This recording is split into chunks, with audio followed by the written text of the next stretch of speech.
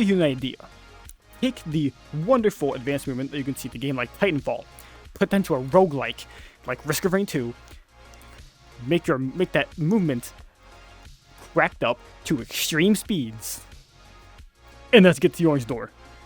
Get to the Orange Door, as stated before, is a roguelike FPS game with high-speed advanced movement and a lot of really cool shit to it. The game's been in early access for about, at this point, 5 years. So, 2019. But it's seemingly very, very soon about to leave early access. So hopefully, before it does, I want to talk about the game for a bit, because it's got really good shit to it, like the weapons, movement, blessing, and curses.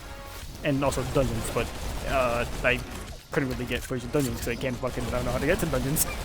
So, let's start with the guns. I want to talk about these guns really badly. There are a lot of guns in this game. It's like a good, let's say 25. I kind of didn't really count how many, to be honest.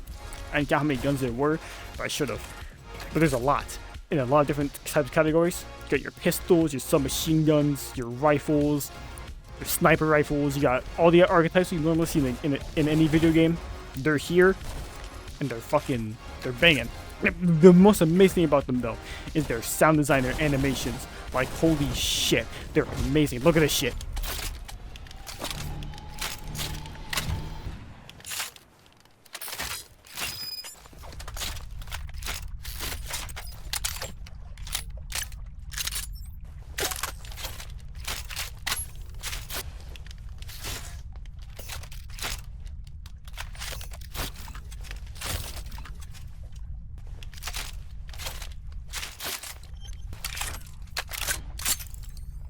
It's so crisp, it's so clean. The slide release on the pistol, the pump of the shotgun, and the sniper itself.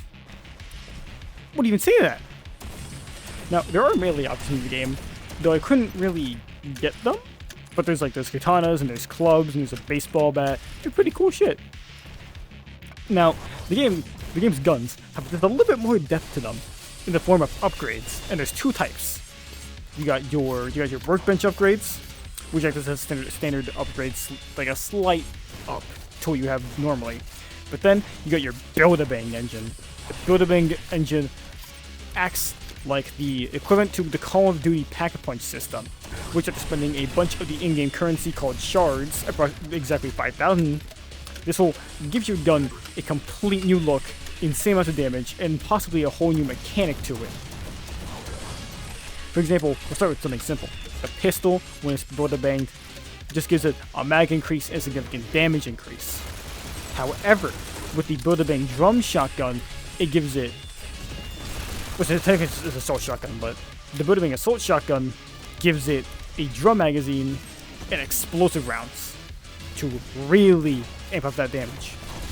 You can sometimes create just entirely different playstyles on how to use a gun. And it's super fucking interesting. It's way fucking it's really cool. It's amazing.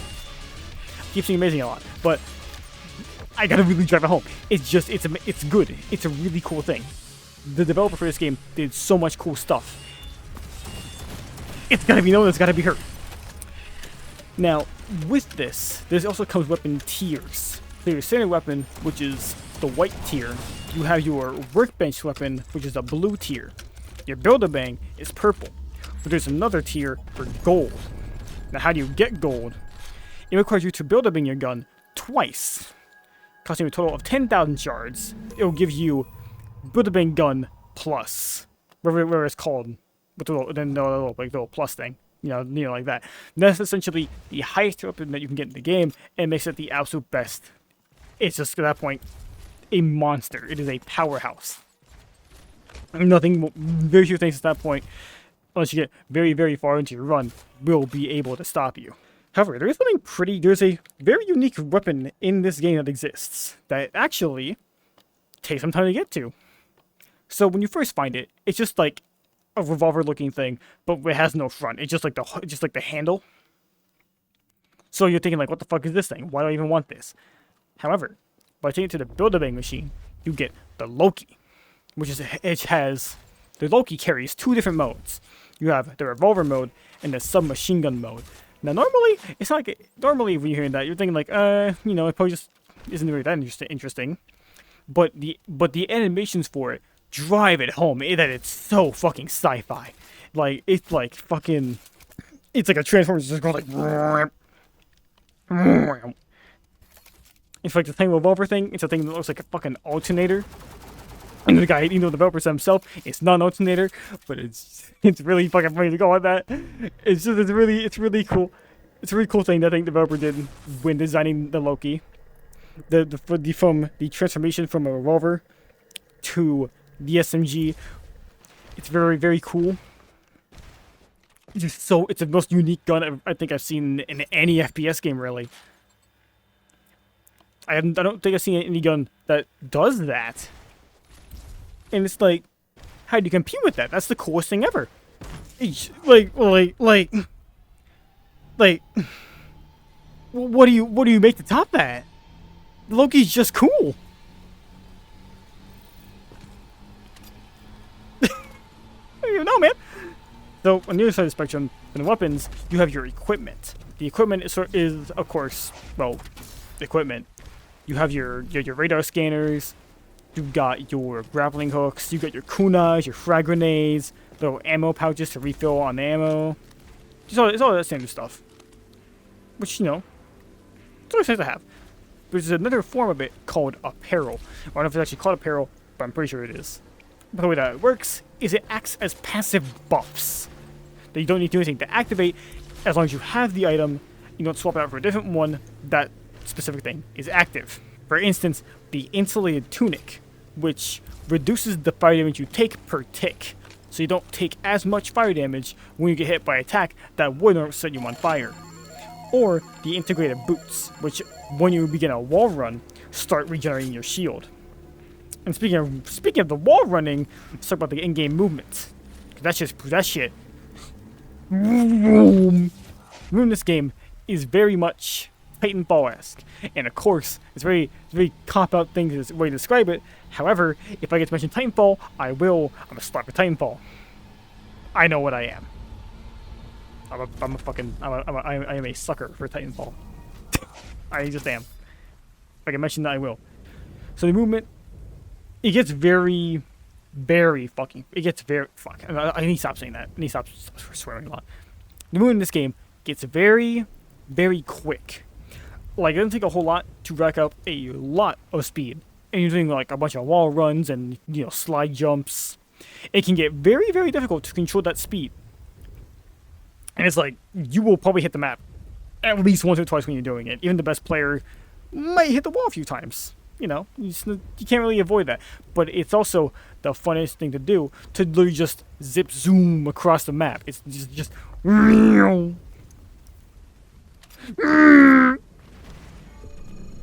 a different note that I thought was kind of funny actually about this game.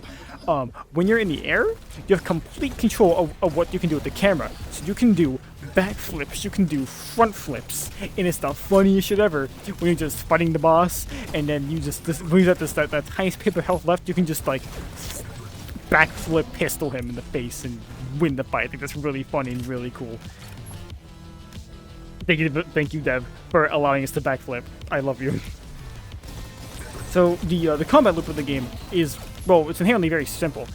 The way that works is, it's in the name of the game. You go to the orange door. It's just that.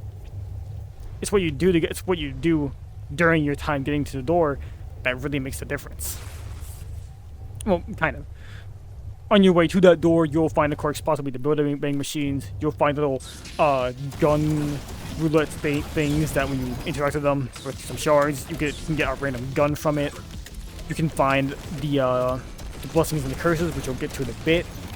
You can find the workbenches. You can fight the enemies to get your shards. There's a lot that happens before the door. But as you're fast, you do all your movement stuff with the wall jumps and slide jumps. You can just zip past all of that and get right to the orange door, which is just fight a bunch of enemies for a bit until the charge of the door goes from 0% to 100%. But at that point, you move on to the next area. But right before you do, you get this orb that spawns, which allows you to pick some stuff from it, such as like shards or a blessing, a curse, keys to these little bunkers that can have the stuff and they can have stuff in them, stuff like that. Think of like a level completion reward that you might see in some games. It's kind of like that. It's kind of like that. There's also, like I said before, there's the option of Jade Vines, which are used in your hub area at the start of the game, which these act as permanent upgrades that you spend on your Jade Vines, such as more health, shield, overshield, extra weapon slots, more dashes, stuff like that. Simple stuff that will help you survive longer and possibly deal more damage in your runs. The more Jade you spend, the more access to some special blessings you can get that actually kind of act as some of these equipment passives, like the apparel passives, which can actually be very helpful in your runs. For instance, like, oh, I want to run this thing, but I don't have this blessing. Oh wait, I do have this blessing now. Now I can run this piece of apparel, and it's a very helpful piece to this whole gameplay loop, because you get stronger and stronger, and you get to have a lot easier time going through these runs, and you become so fucking powerful that it won't even matter. You can just slam, pow, boom shit. That made no sense. But you get the point. Spend Jades, get stronger, beat shit better. And this is where the real gameplay shake-up begins. The blessings and the curses. The way this works is that either through these completion orbs, or through the bunkers that you find in levels, you can find either blessings or curses.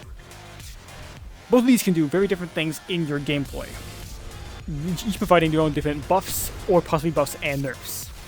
For blessings, take for instance, you can, with each Jade Vine you collect, can boost up your health and shield, or can summon a friendly NPC to fight with you as long as there are enemies in the area you're currently in. And then you got curses, such as you can summon 2 skulls that fight with you, but with each upgrade to the enemy's threat level, which acts as this game's scaling, they take away your max health and shield. Or another type of curse, you deal extreme amounts of damage to enemies, but you also take extreme amounts of damage. So essentially, it can act as the heaven and hell difficulty on Devil May Cry. These are very major game changers in how you play your current run of Get to Yorn's Door. Whether small or big, these blessings and curses can really shake it up on how you can proceed into your next fight. Because you might have the curse that blinds you when you don't kill enemies. So you have to like very much constantly stay in fights and not really run away. But in the end, all these kind of build up to that boss that you get to in every 3 levels. The Sentinels.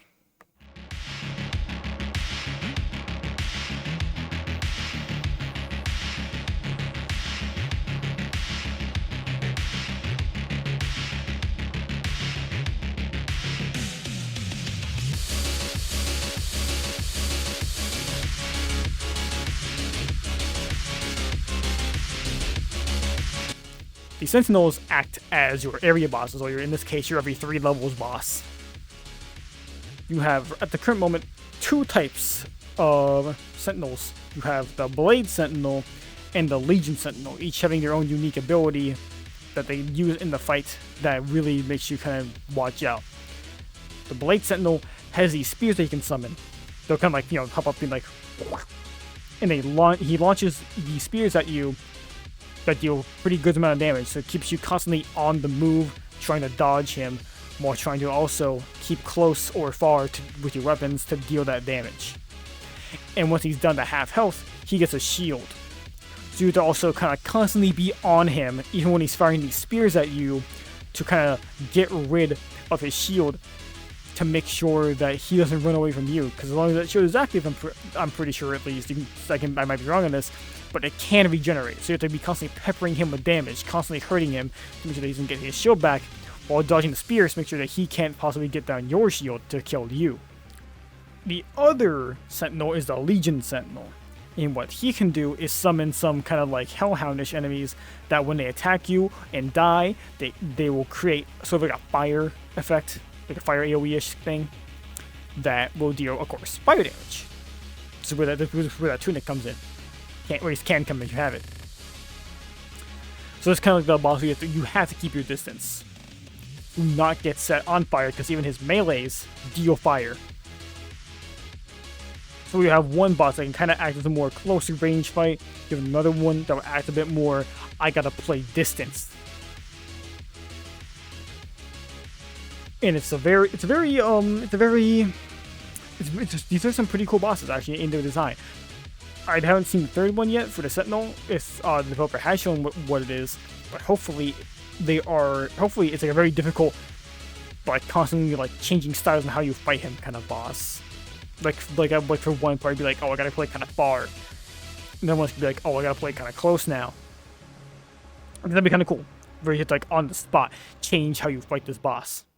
Oh yeah, I almost forgot the card system. So in this new, there's also one other thing about the in-game mechanics that actually kind of is like a side thing. You won't notice because you won't find it unless you open it in chest, and that's cards.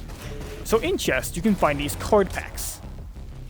And opening a card pack, of course, you gain cards. In these cards are a weapon of some type, as well as possibly equipment or a blessing or a curse. There are a few different tiers of these.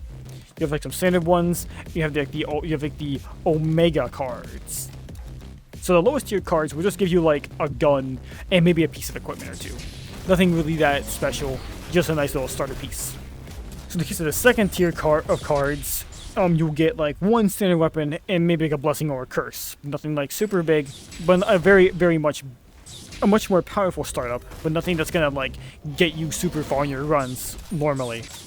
However, the Omega tier cards are where it really shakes up the game. At a 2% drop rate, these are cards that you really want to use for those high difficulty runs on hard, as what these cards contain are going to be a build-a-bang plus weapon as well as a blessing. And like this is a mighty powerful card that you cannot waste. These are very, very powerful cards, and you gotta make sure to use them right. I'm a big fan of the card system in this game. I think it's a very cool concept, and I hope that more games actually kind of touch up on this whole system. Because like there's something similar to it. They're doing it with the burn card system from Timefall 1, but that's also still kind of different. Because it's not like it doesn't function the same way that doesn't get you Orange Lore. But I think it's like that the cards in this game are a very cool concept. I hope other games in the future try out, because it's a very unique concept that I think could really change up the way that people play their games, especially multiplayer games. I think that would be a very, very massive way to shake up a match. That shit's really cool. This whole game brings up a lot of really cool concepts that I think should be tried in multiplayer, like any multiplayer game, or just games in general. More like these, seeing these more often would really kind of spice things up a bit more. Now there is another piece, that's what I'm talking about like way back at the start of this video, is the dungeons. Now I couldn't get any footage of these dungeons, at least maybe I do now on the screen, I don't know if I do or not, but the way the dungeons work is there's specific areas, either in the map or in the hub area in the back. For the cost of 15 to charge, you can go into a dungeon. These act as a kind of like a smaller size but faster version of the game, where the scaling is sped up, but you have significantly better rewards from doing this dungeon. There's small little arenas with a good amount of enemies that already act as like a little door area, where killing enemies, of course, gets you out faster, so you gotta constantly kill them to move on to the next area. And it's a very cool, very, very nice way to kind of like spice up the game a bit. All this goes with a very amazing soundtrack by Aaron Jupiter. Like, take a listen. These are amazing tracks. Now, I said before, but this game is still in early access. So the game's not quite complete yet, but it will be very, very soon. As on the store page, it says that there's one more update left. And when the update drops, we'll be out of early access with this game for a more complete, fulfilling, and amazing title. Now, the developer had said a year or two ago-ish that he was considering adding a multiplayer, like a co-op multiplayer that kind of function like Risk of Rain with a sped-up scaling. Now, I haven't been keeping up. I'm not in the Discord, so I don't know if this concept was scrapped or not. But I think it'd be pretty cool if that stuck around. But for now, all I know is that it's just a possibility. It would be kind of cool, but of course, there's still a lot more that you can be done with the game, possibly. And if it doesn't get in, then it is what it is. I'm sure somebody will find a way to mod it in. But with that, that is Get the Orange Door. A very cool indie title for a very low cost.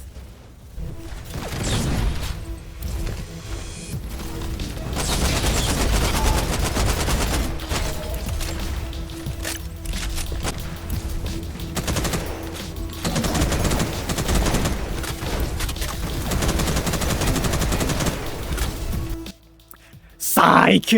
Did you think I was going to talk about this game's mods? I love modding games. Gary's mod, modded. Half-Life, modded. Team Fortress 2, modded.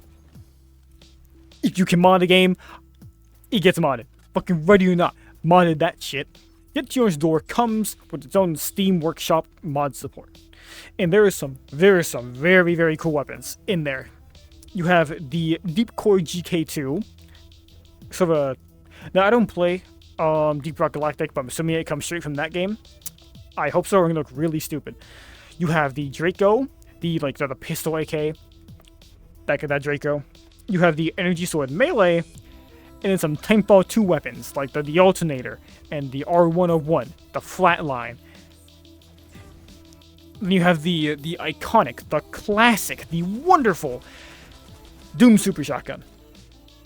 And each of these mods, with maybe the exception of the Energy Sword, because I don't really know if melees have it in this game, are their Build-A-Bang variants, and they're all really good. They're really cool. The modders really got it done with those things, especially the Doom Super Shotgun. That thing is that was the coolest. That is the most awesomely designed Build-A-Bang I've ever seen in this entire fucking game. Like, oh my, I gotta just show it. It's so cool.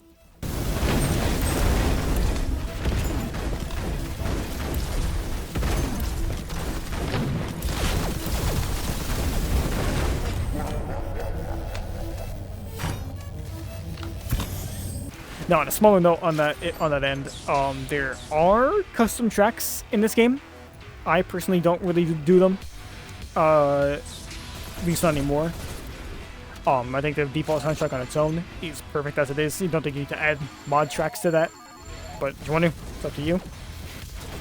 And now for real, that's Get the Orange Door for a wonderful indie game for the price of $20 for now. When it exits early access, the price will go up. So I would say to pick it up now while you still can. It is a wonderful, amazing, fun, crack addict-like FPS game that, frankly, I feel like could be an amazing indie title that I think a lot more people should go take a look at. It is a phenomenal experience. I don't think you should skip out on this. This is a must-buy. Like, please go buy Get the Orange Door. Show the developer, hey, this is cool. We want more of this. We want all of this. All this right here. That, all this. We want that. That's cool. So, with that, thanks for sticking around to the end. I have been kind of bad about my schedule for uploads. I want to say sorry about that because I had a whole video about Trepping 2 that I was gonna make. And I didn't really like it. I didn't like how that went. I wasn't really happy with its production, so about a month ago, I completely tossed it out. However, I will not be tossing out the next one, because I'll be talking about next up, the Trepping 2 Blade Kisser DLC. When that shit drops on the 25th of this month, of July. Which is next week, so so hopefully I'm getting that out sooner rather than later. I don't stream yet. I will soon. If I do, I won't stay on here. I'll probably just kind of start streaming. You'll find me pretty easily. I'll probably put a thing up here somewhere. It'll most likely be on like Saturdays, maybe. No set date. But honestly, it doesn't really matter. It is what it is. This isn't some like you should come watch it. It's more of a it's there if you want. In any case, that's all I got. Hopefully, I'll have this video out by the end of July. Ideally, though I will not attempt to rush the editing of this video like I did with Titanfall, because that was rush as hell and garbage. I got a lot to go through. I got a lot more to learn. But anyways, hopefully I'll see you guys in either late August or early September after this video with Tripping 2's Blade Kisser DLC. And fucking have yourself a wonderful one. Take care, lads.